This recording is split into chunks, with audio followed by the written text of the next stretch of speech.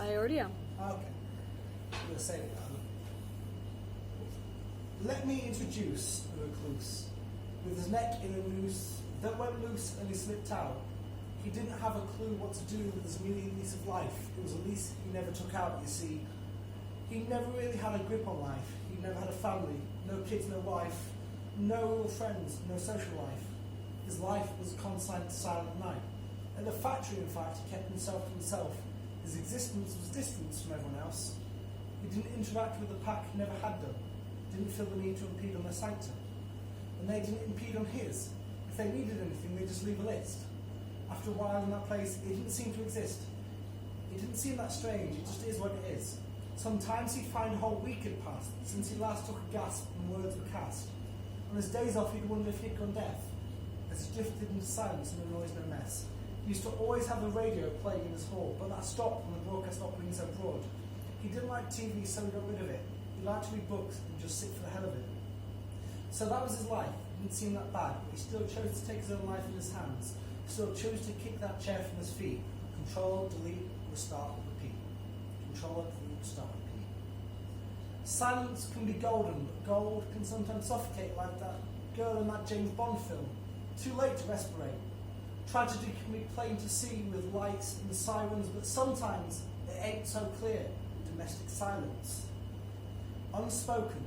So much goes unspoken till you're choking on a fragile glass heart smashed open. With this near miss, his eyes would either open or sink deeper down into a silence never broken. Forsaken, isolation and silence all around you. It'll drag you to the deep water and it will drown you. He returned to work the very next day. Luck's intervention got no mention, nothing new to say. But then, out of nowhere, everything changed when a voice said, "Hi there, how are you today?" 6 simple words and 7 simple syllables. It doesn't always take grand gestures or miracles. When in hell, a hiding place can seem grace and free from pain, but umbrellas creep up sunshine as well as rain. He discarded all the fears that his silence had been masking and said, "Yeah, I'm good. Thanks for asking."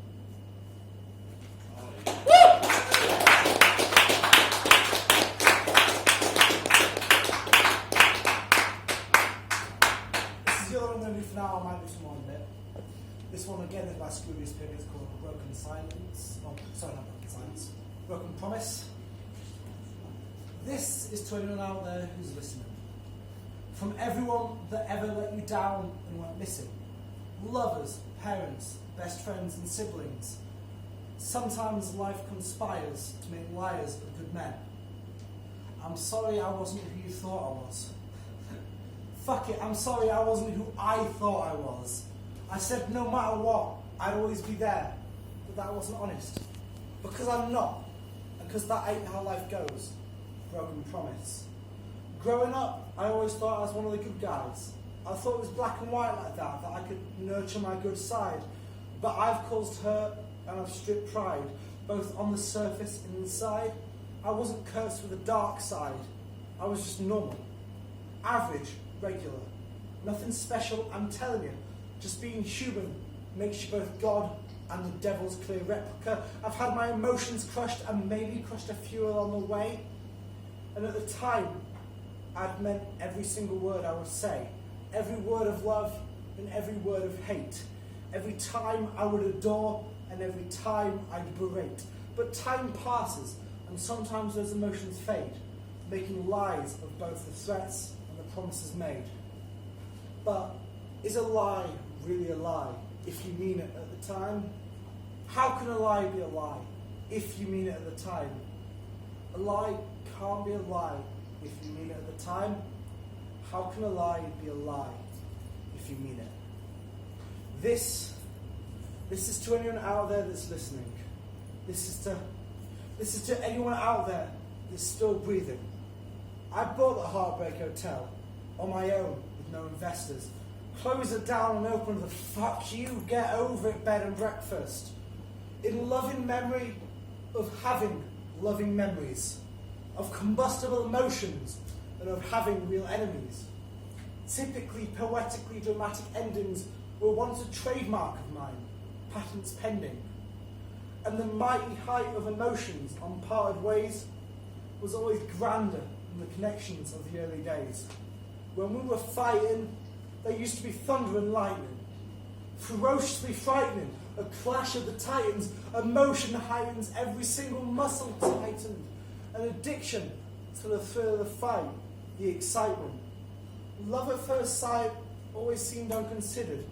I'd rather love at first fight and then on to double figures. And unconditional love, well, that just means nothing.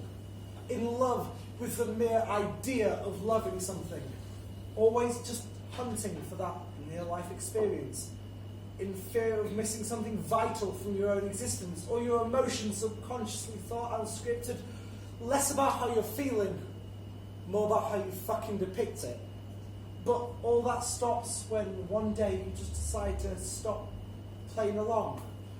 That point in time when the most amazing things in the world can just as easily seem pedestrian. You've lost both that loving and that loathing feeling. Turns out hell does have a bottom and heaven a ceiling. Both love and hate become opaque in time's wake. A face that once someone's rage now summons nothing. Whether it's emotions tethered, nerve endings severed, or just the outlook you acquire when you're a little more weathered. Remaining conscious of this all and in a way feeling above it. Still feels like bad riddance to good rubbish. But is a lie really a lie if you mean it at a time? How can a lie be a lie if you mean it?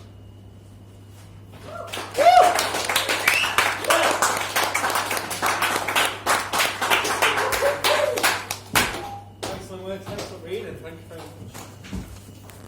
Big up Scroobius.